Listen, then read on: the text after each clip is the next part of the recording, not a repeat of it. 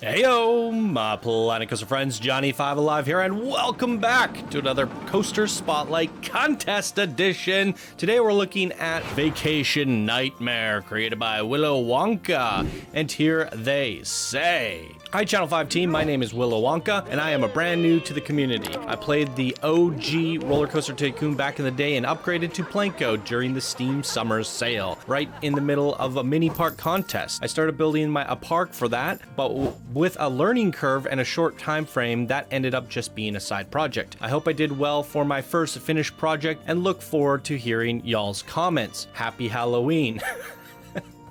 Happy Halloween.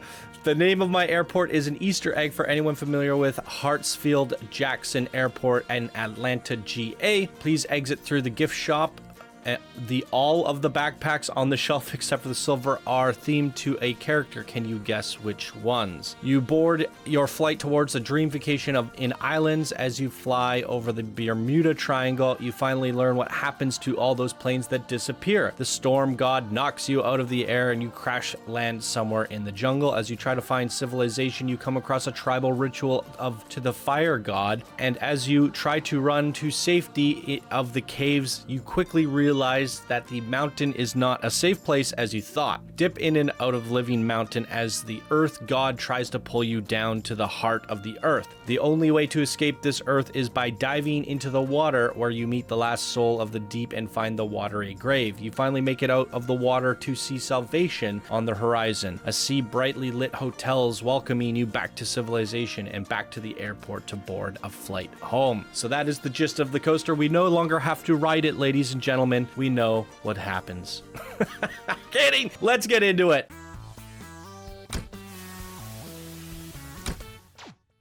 Well, here we are, ladies and gentlemen. What's going on? I got a menu open. Woo! Okay, here's the coaster. There's the stats. It's an F10 25 drive tire. Terrible stats. Excitement rating 0. Fear 15. Guests won't ride it. I think that breaks the contest rules, doesn't it? I'm not sure.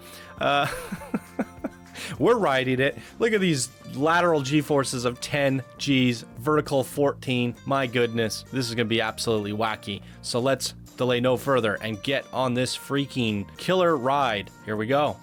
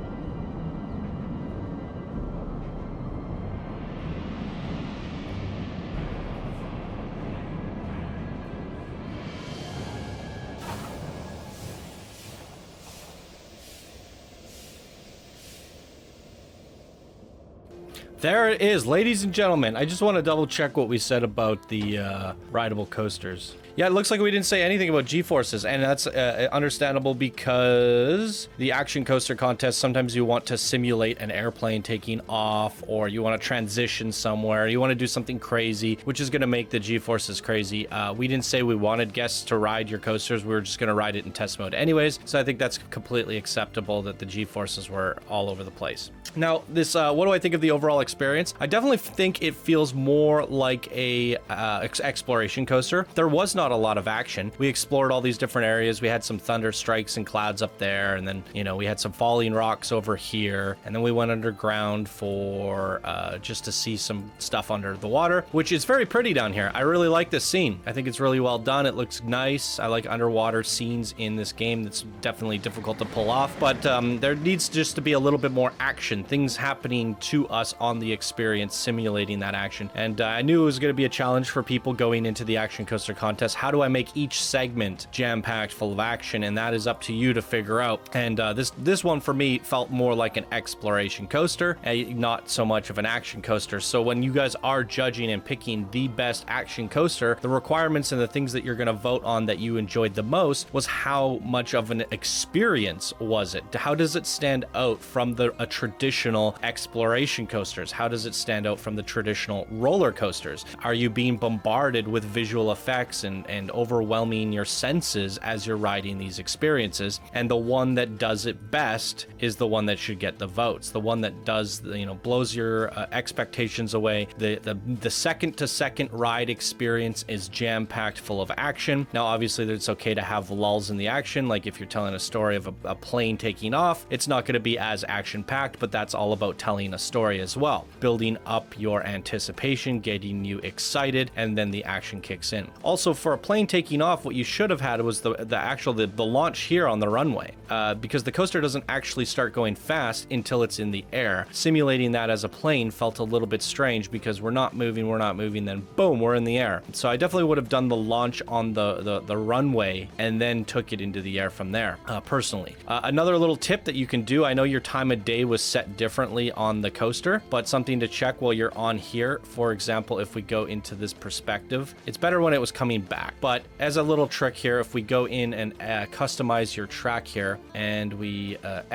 close it down and edit the track, what you could try to do is take these segments that are in the shadow and try to match the quality or the color palette to that of which the tarmac is. And if you can try to find out just exactly what that color code is, you can copy paste that, hit OK, and apply it to all the other colors so that the coaster changes to the color of the tarmac. And I mean, we didn't quite hit it there. Let me see if I can try this again. Got to remember that the coaster's track itself is also going to pick up light. So the darker we go, the better. It's still picking up quite a bit of light, but as you can see there, it doesn't stand out nearly as much as the gray.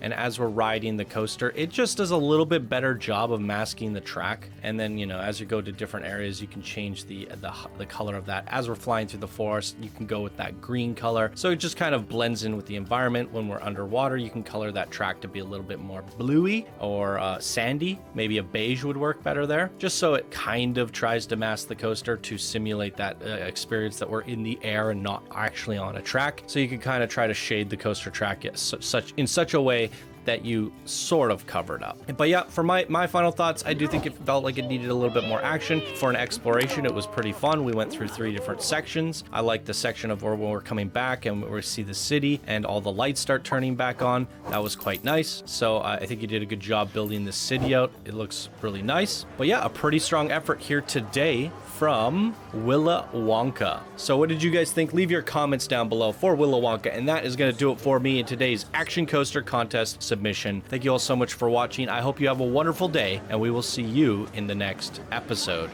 Bye now.